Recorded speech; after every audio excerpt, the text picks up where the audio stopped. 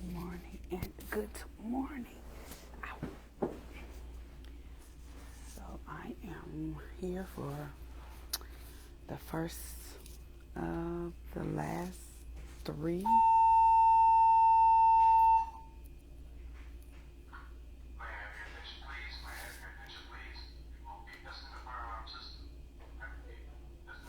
So anywho, I'm at the first of the last three of my appointments. I look so weird with no nose rings in. My nose look bigger. But anyway, it's cold. They got me sitting out here and it's freezing. In this hospital gown. Looking crazy. But anyway, yeah, so I got testing today. And I meet with the oncologist again. And then another surgeon.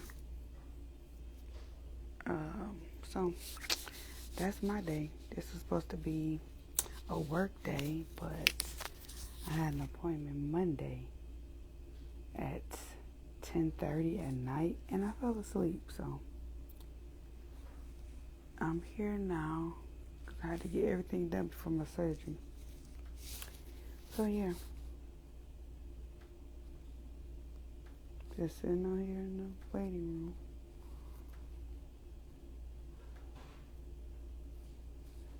Before it's my turn. Good morning, gorgeous.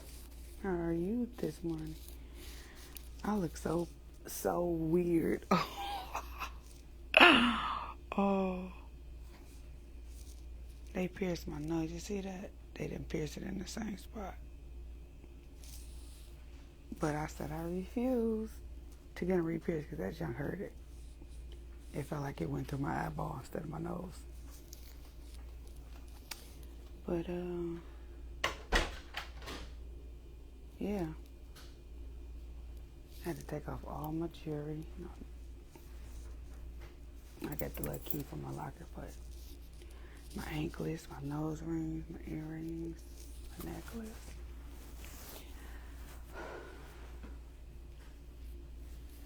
I guess I better get used to it because I got 5 more days. And I'm going to be bare like this. Again for my surgery.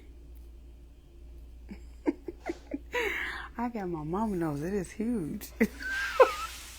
Oh, God. But it's cold. They could at least give me a blanket. I've been here since 8:33. I was early. My appointment wasn't until 9:30, which is 9:30 now. But they tell you to get here 30 minutes early. So I got here at 8:33, and they still running behind. But I ain't tripping because I don't have nothing to do. My next appointment is not till 12. And I know, good idea, right? But I don't know where everybody, they disappeared. It's one lady that just came, but she a patient. I don't know if she can dress or what. But I got another appointment at 12:30. 12. And then my last one of the day is at 1:30. But I got to get there at 1, so I feel like I've been driving all over the city.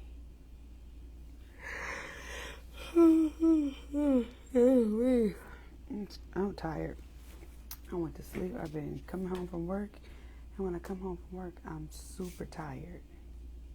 And I don't even do nothing but sit at a computer.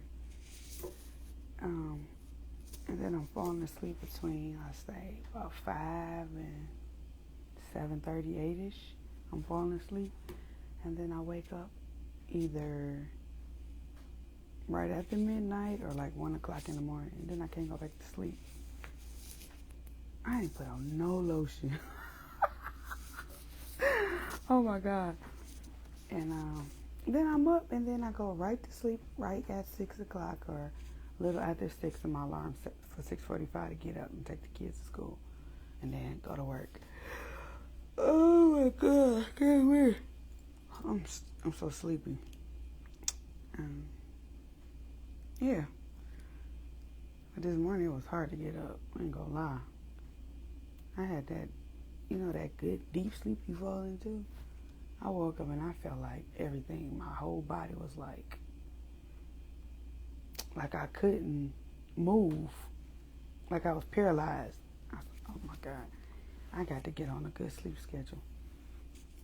So yeah, this is what I'm doing right now. And today, and then I'm going to go home later on, and I'm going to try not to go to sleep until a little later, so then maybe I'll sleep the whole night. But yeah, let me see.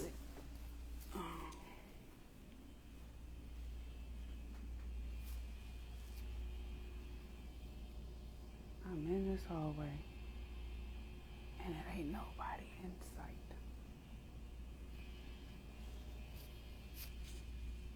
They got the men a little too close to the women now. I'm sitting over here, ain't got no clothes on. Ooh. So what are y'all doing today? How is y'all day or your morning going so far? Excuse me.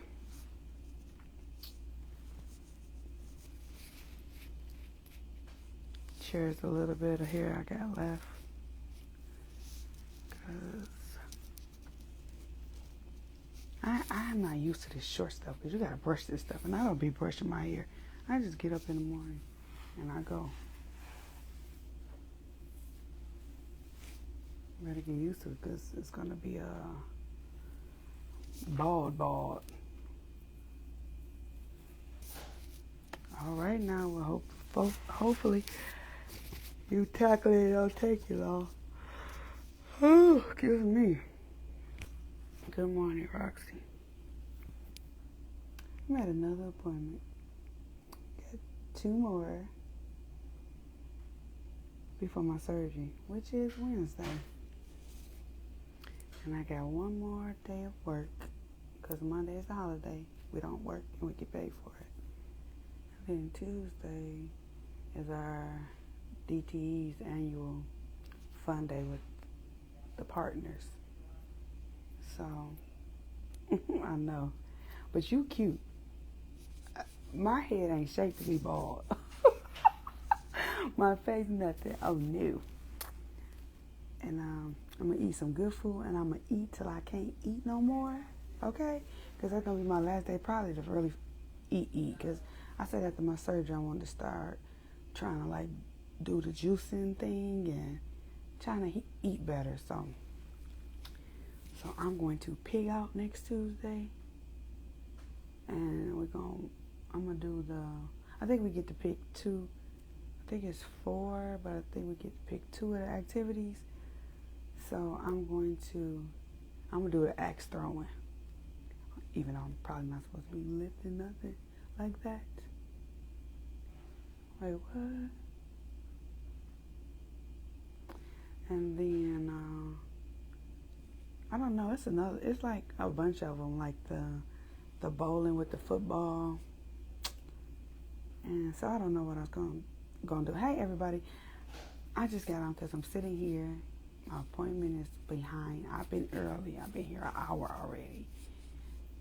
And I'm sitting here in this hospital gown freezing my ass off. And, waiting on my turn. I got to get an MRI of my brain. So, this is the first appointment of the day. And then I got 2 more with the oncologist and then another plastic surgeon. Because next Wednesday, I'm going to be going in surgery, getting a double mastectomy. It sounds so weird to say. So keep me in your prayers. This is like life change. This one, if having a baby is life changing, or getting married is life changing, buying a house is life changing. My girls are no longer going to be with me. And that's just, it's weird at the same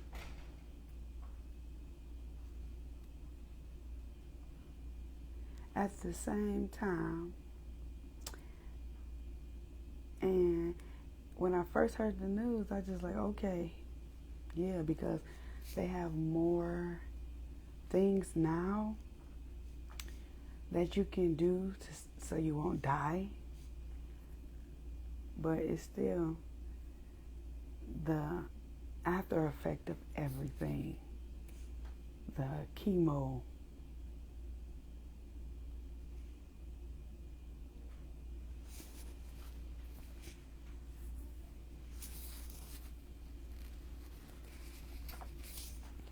The looking down and be like, oh my God, people say I shouldn't do it, but I've been looking at recovery stories and the process and what it looks like, and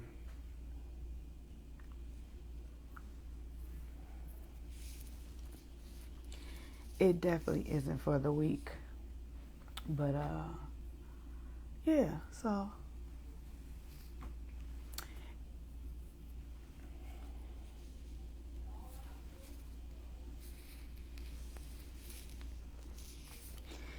I was not planning on here doing that. And that's what irritates me the most about this whole process. It's because I be fine. And then I think about, like, what if I don't? What if something happens? Like, it's all these crazy thoughts that go through my head, and I be trying not to think them. Just like with my tubal ligation. I'm like, okay, everybody was telling me, oh, it's going to be easy. And I had mine on this day, and the weekend I was fine. I went back to work on a Monday. I was off work for 6 weeks. I couldn't pee right. I could barely stand up, let alone get up out of the bed or a chair by myself. So, yeah. It's definitely, and then I joined this group on Facebook. It's like 30,000 people who are experiencing the same thing or went through the same thing. And it just seemed like everything up and down the timeline is like horror stories. I'm like, God, dog. So, but most part I'm okay. I'm just like, okay. When I first went to the doctor, and I look at my nose, y'all look like Rudolph. When I first, thank y'all. When I first went to the doctor to get the mammogram, I was already nervous. But I made a TikTok because I always just make videos. And I was like, well, I'll see you suckers next year. Not thinking that I had to come back the day after. And then the day after turned into the next week. And then it's been appointments, seem like every week or 2 weeks. 2 times a day. And I was telling Paulette, I said, I've never been to the doctor this much in 38 years like I've been in the last month and few weeks. See, they got me in here naked, and there's a man right there going in that room to change. Ugh. But anyway, so yeah, Keisha, I was gonna get out of it, but I wanted to see the actual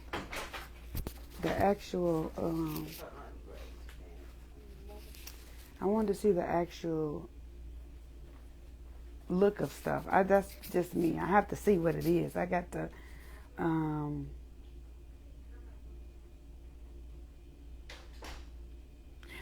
it's not so much for the double mastectomy, but I go to have an appointment today with another surgeon to do the deep flap. Is where they actually take your belly and try to reconstruct the breast.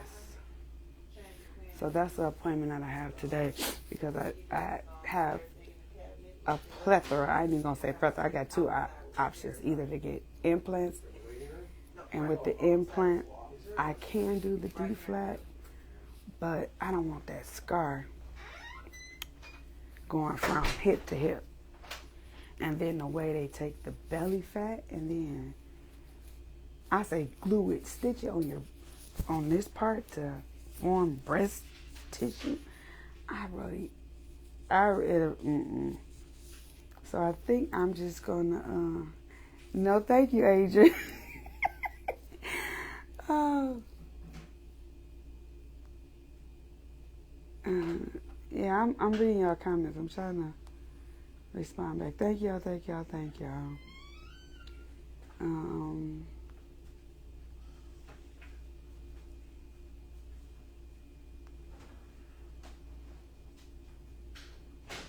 and I don't care too much about scarring and all that because my tube ligation had my tube ligation and I had my gallbladder removed, and just those little incisions, keloid, and look like I got little nails. No, thank y'all. I got enough stomach. I'm like, take the booze and take the stomach, okay? But the first plastic surgeon that I saw, he actually, okay, so my breast surgeon is Dr. Mabry, and she's going to scrape me clean, get all the tissue and take everything, and of course I will lose my nipples because my cancer is in my milk ducts, and she's going to scrape me clean, and then they're going to put in expanders, and then those expanders every week or every other week, he said, I would go to the office and they would fill them with like 50 cc's. And then after, I think, 6 months of that, then they do the next process. I gotta wait a month, and then they take the expanders out and put the implants along with the liposuction. So what they do is they lipo my stomach, and then I have breast tissue. I don't know if she's gonna scrape all of that out during the surgery or that just comes out with the lipo. And then they take that fat and then fill around the implant. And I know, I told my mama, if I'm looking like that, they better be praying because I'm about to be wild, okay?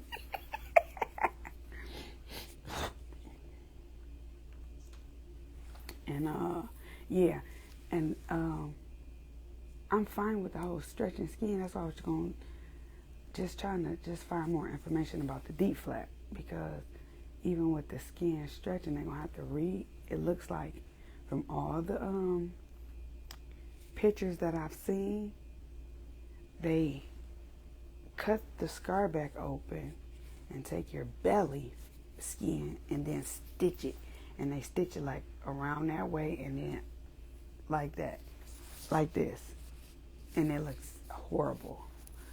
But I know, right? So thank you, Lord, because I wanted to get this stomach gone forever.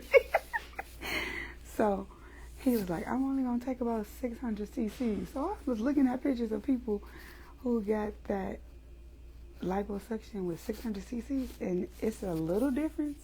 But I'm like, baby, no, because people that get the actual tummy tuck, they take about 2,300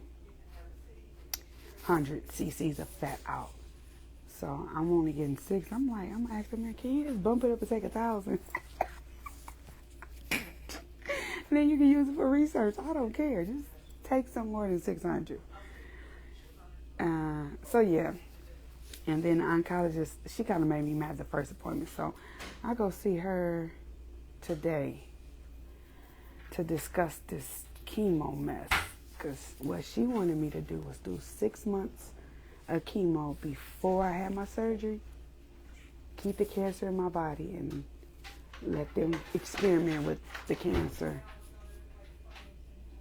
if it is going to spread or not or whatever. And then up to 52 weeks after, no, I'm going to have my surgery in 5 days, and then you can start me on chemo after that. So my brother, he cut me down, and it grew back. So I'm like, I'm looking forward to the new growth after chemo is done, because this is 2 weeks ago, and he shaved it down. And look how much hair I got. I got enough for you to pinch. Oh God. But y'all, my hair is breaking off real bad. I'm surprised. Like, if you can see this, this is how it was.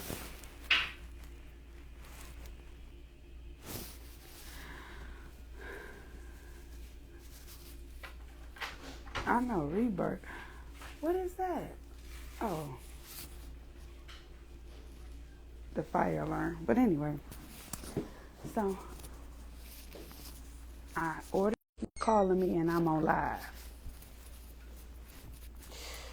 Y'all, I want to show y'all. I think I'm going to show y'all. Hold on. I want to show y'all. I got to go in this room. I'll wait till she come out the bathroom. But let me see. My scar from my biopsy spot, y'all, it's still there.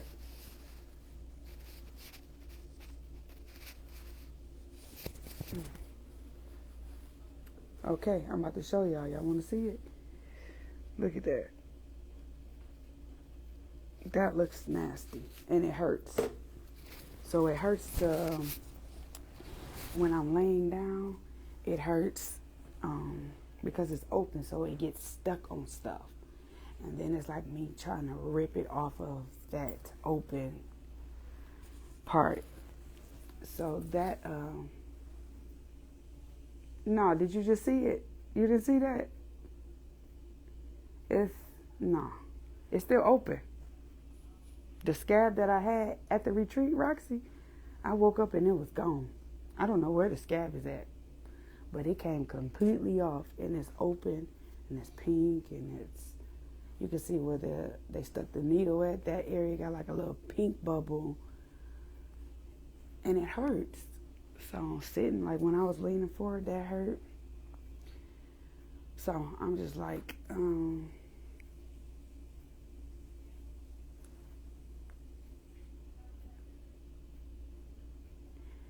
yeah, I am, Keisha.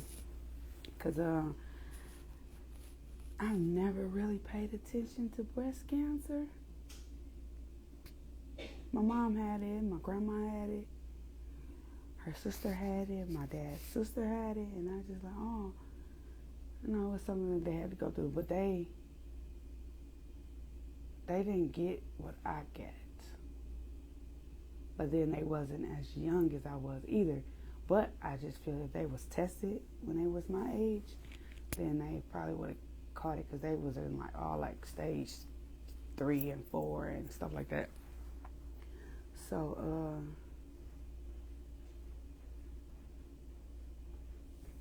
I wasn't even gonna go and get no mammogram, let me tell you, because that retard I was messing with, he didn't want me to do nothing. And I got recordings of, of things. So I'm trying to, organize everything, and just, along with still working. But I'm glad Friday is my last day. And the kids have been running amok. And everybody keeps saying, oh, kids will be kids. But baby, these kids, they add to my blood pressure height. So most of the times I do TikTok. So my TikTok has videos, like the video of today is on my TikTok. And then I'll make another video of the plastic surgeon. I made a video meeting the other plastic surgeon and the oncologist. So I've been vlogging on my TikTok. And I've met so many women who are currently going through the same thing, and a lot of them are my age.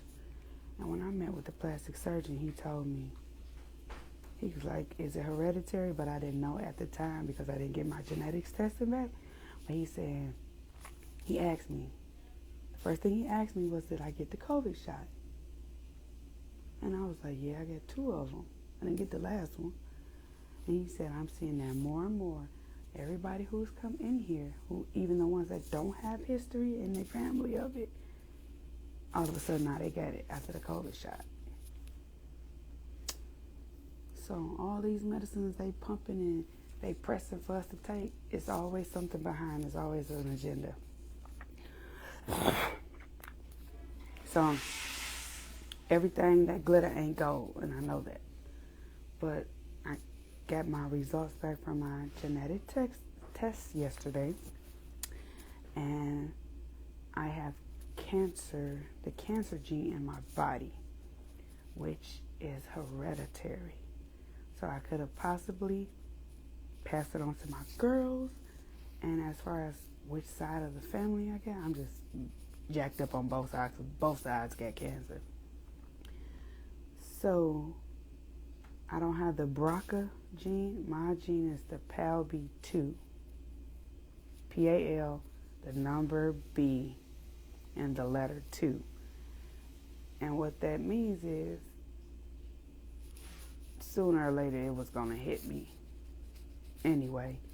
And I have a chance too to get ovarian cancer, because my breast surgeon did tell me they would probably have to remove my ovaries too. And I'm like, cool, I don't need them. I ain't having no more babies. Shoot, take the whole thing, because I'm tired of having periods. Hello? So, yeah. So, but she was like, we're not going to worry about that. What the genetic test said, if she haven't mentioned it, then usually they don't worry about it till I'm about 45. But if it's present in my body, my thing is, I'm going to hit it and quit it. Take all of this junk at the same time. So then I ain't got to do a bunch of surgeries. And, yeah. Yes, I'm ready. Need to lock my phone up. All right, y'all. Well, it's my turn.